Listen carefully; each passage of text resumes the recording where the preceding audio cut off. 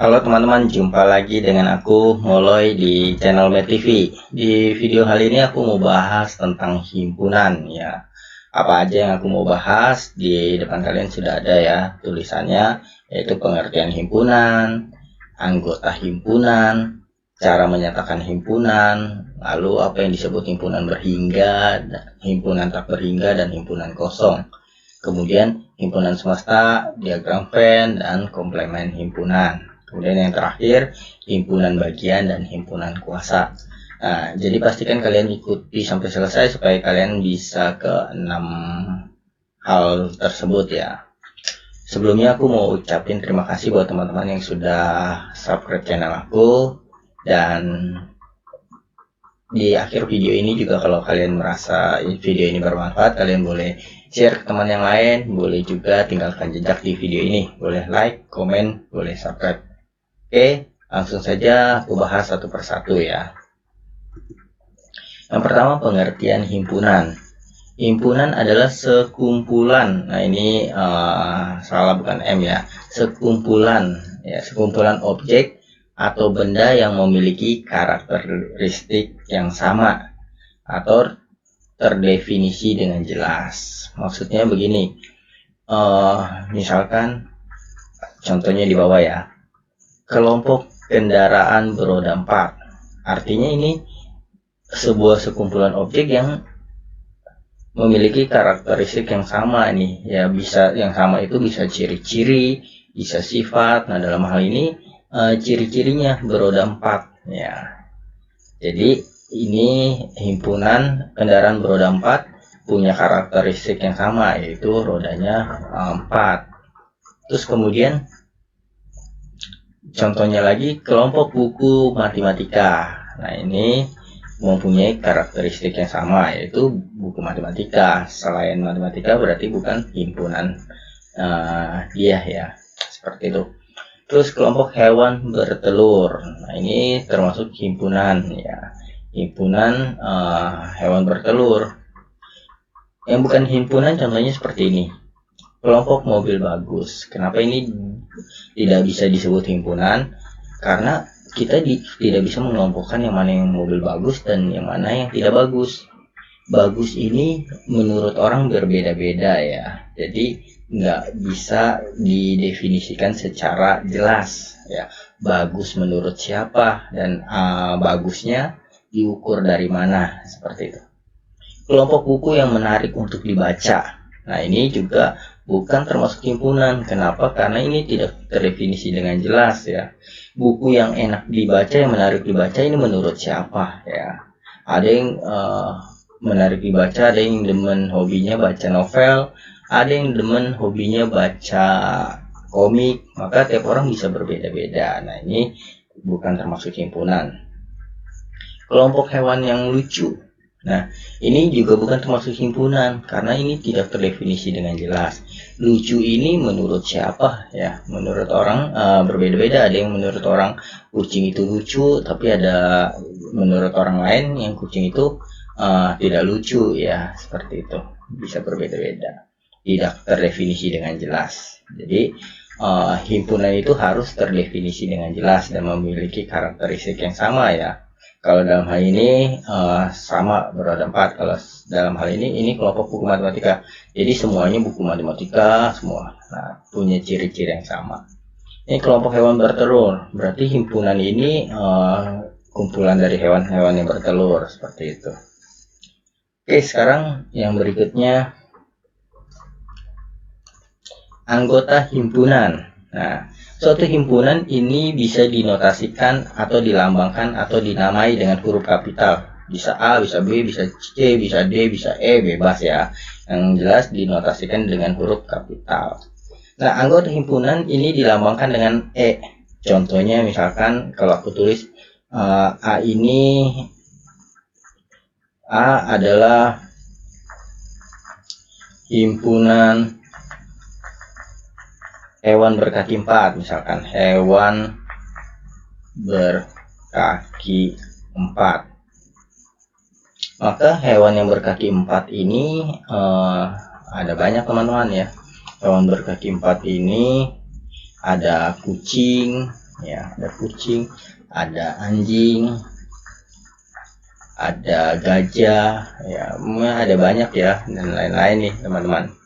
Nah, anggota himpunan dilambangkan dengan E. Berarti kalau aku tulis begini, kucing ini termasuk anggotanya si himpunan A. Nah, ini disimbolin seperti ini. Terus anjing ini termasuk anggotanya si A. Nah, ini untuk menyatakan anggota himpunan.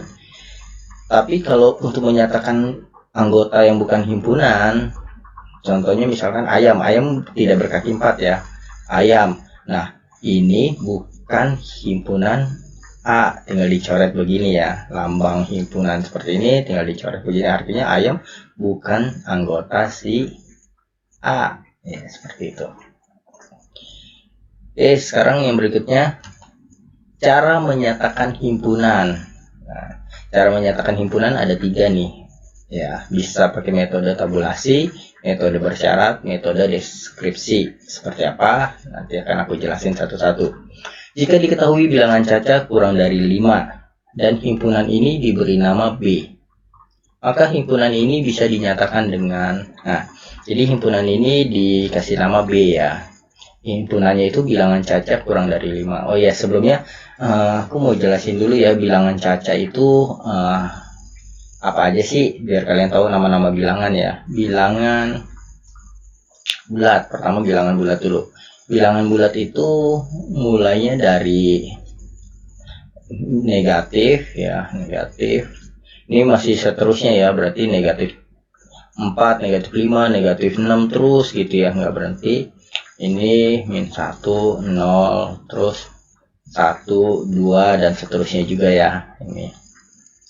Nah, ini bilangan bulat. Terus bilangan Caca ya, supaya kalian tahu nama-nama bilangan dulu. Bilangan Caca itu dimulai dari 0, 1, 2, 3, 4, 5 dan seterusnya. Terus kemudian bilangan asli. Bilangan asli ini mulai dari 1, 2, 3, 4 dan seterusnya. Terus bilangan asli bilangan ganjil ya. Bilangan ganjil 1, 3, 5, 7, 9, 11 dan seterusnya. Terus ada lagi bilangan prima, bilangan genap ya, habis ganjil bilangan genap. Bilangan genap 0, 2, 4, 6, 8 dan seterusnya. Kemudian bilangan prima, jadi kalian harus tahu nama-nama bilangan dulu ya. Ini bilangan prima 2, 3, 5, 7, terus 11 dan seterusnya. Bilangan prima ini bilangan yang punya 2 faktor ya, artinya punya 2 pembagi. 2 itu punya 2 pembagi, yaitu bisa dibagi 1 sama dirinya sendiri. 3 itu punya 2 pembagi, yaitu bisa dibagi dirinya sendiri dan 1, seperti itu. Jadi bilangan prima bilangan yang punya 2 pembagi ya, dibagi 1 sama dibagi dirinya sendiri. Bilangan komposit. Nah, bilangan komposit ini bilangan yang punya lebih dari 2 faktor. Contohnya 4 ya. 4 ini punya lebih dari 2 faktor, yaitu bisa dibagi 1, bisa dibagi 2 dan bisa dibagi 4 ya. Berarti ada 3 faktor. 1 bagi 2 bagi 4, ada 3 faktor. Terus kemudian 6. Kemudian 8 ya, 8, terus 9, 10 dan seterusnya. Intinya bilangan komposit ini bilangan yang punya lebih dari 2 faktor. komposit, tulisannya seperti ini ya, komposit seperti itu. Nah, ini nama-nama bilangan ya supaya kalian tahu sebelumnya. Nah, sekarang di sini jika diketahui bilangan caca kurang dari 5. Nah, bilangan caca kurang dari 5 itu kan bilangan caca kan ini ya, tapi yang kurang dari 5. Nah, sekarang kita disuruh bisa dinyatakan dengan metode tabulasi. Tabulasi itu yang A ini artinya menyebutkan anggotanya, anggota si B. Berarti B ini sama dengan kita sebutin anggotanya. Bilangan caca kurang dari 5 berarti kan ini 0, 1, 2, 3, 4. Nah, ini bilangan caca yang kurang dari 5. Itu metode tabulasi seperti ini dengan menyebutkan anggotanya. Terus metode bersyarat. Nah, metode bersyarat ini seperti ini. Disimbolin nih. B itu X ya, dengan syarat X-nya kurang dari 5 ya, X-nya kurang dari 5, X-nya anggota. Nah, ini elemen ya, dibaca elemen tadi sebelumnya sudah dijelaskan, ini anggota ya, simbol anggota. X ini anggota bilangan caca. Caca ini kita pakai depan huruf depannya aja C gitu ya. Kalau bilangan bulat pakai B, bilangan asli pakai A, seperti itu. Nah, ini kemudian yang C dengan metode deskripsi. Deskripsi itu kita tinggal tulis ya, tinggal menjelaskan. B ini adalah bilangan caca kurang dari 5. Nah, seperti ini. Jadi cara menyatakan himpunan bisa dengan 3 cara. Bisa tabulasi dengan menyebutkan nama anggotanya, dengan metode bersyarat seperti ini, notasi. Bisa juga mendeskripsikan dengan kata-kata seperti ini. Oke, sekarang yang berikutnya, himpunan berhingga sama himpunan tak berhingga sama himpunan kosong. Himpunan berhingga ini maksudnya seperti ini. Bilangan prima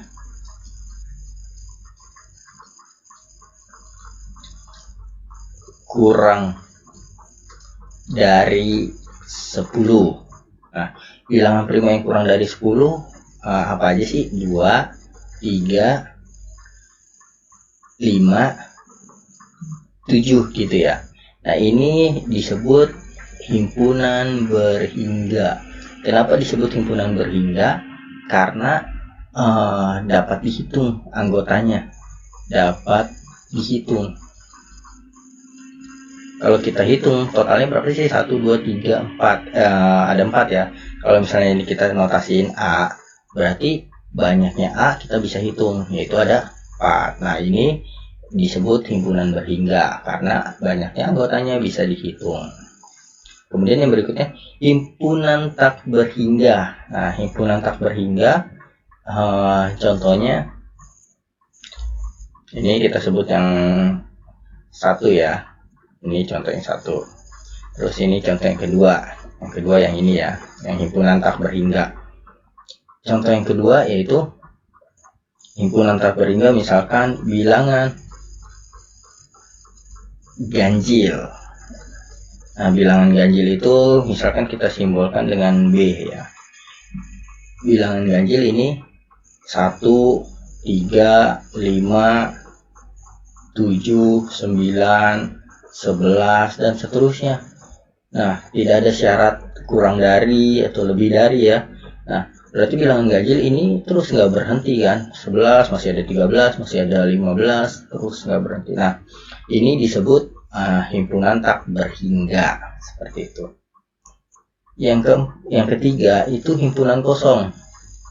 Himpunan kosong ini yang ketiga ya. Himpunan kosong contohnya jumlah hari, nama-nama bulan ya, misalkan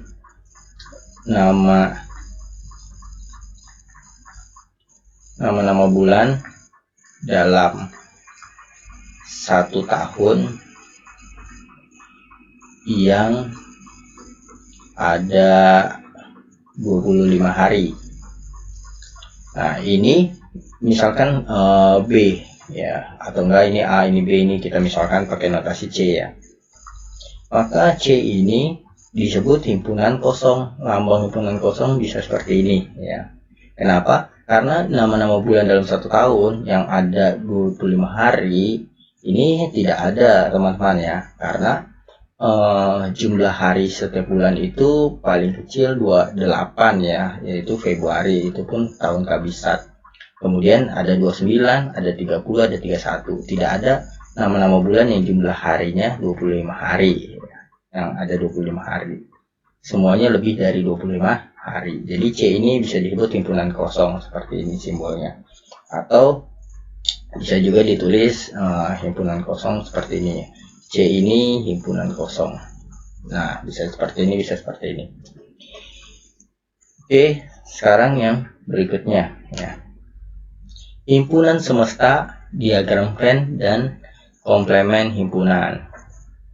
Nah, himpunan semesta ini adalah himpunan yang memuat semua objek atau anggota yang sedang dibicarakan. Misalnya saya sedang membicarakan nama-nama kota. Nama kota. Atau nama-nama tempat ya, atau nama-nama tempat boleh ya. Nah, ini semestanya. Maka kita bisa buat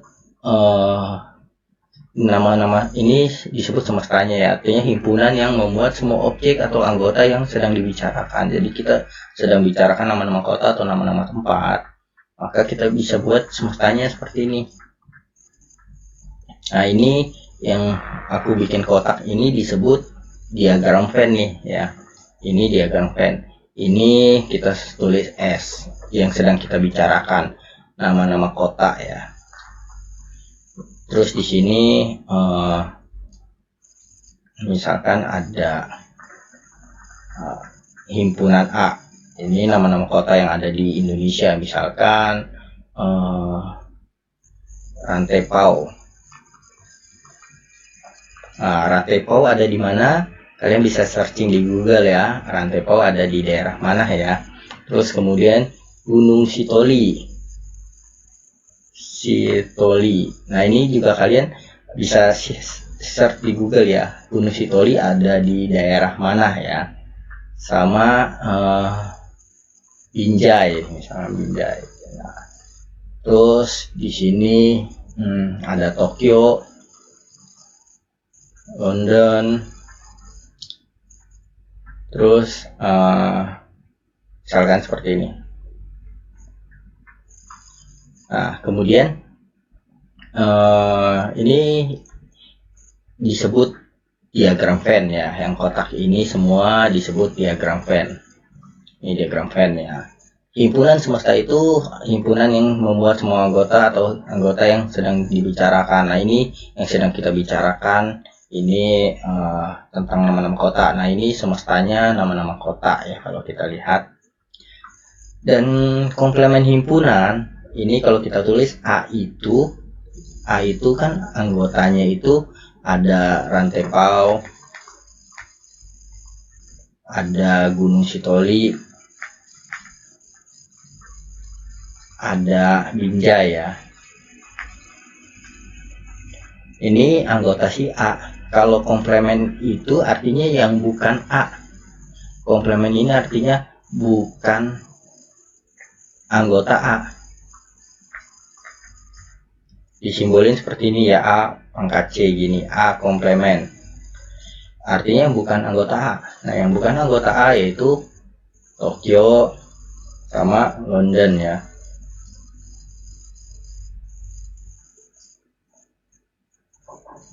Nah, seperti ini ya. Jadi A komplemen itu yang bukan anggota A. Seperti itu. Oke, sekarang yang terakhir. Himpunan bagian dan himpunan kuasa. Nah, himpunan bagian itu misalkan ada himpunan A, anggotanya misalkan 1, 3, 5, 7 seperti ini ya. Ini ada himpunan A seperti ini. Maka yang disebut himpunan bagian dari A itu ada himpunan kosong, ini termasuk himpunan bagian A ya.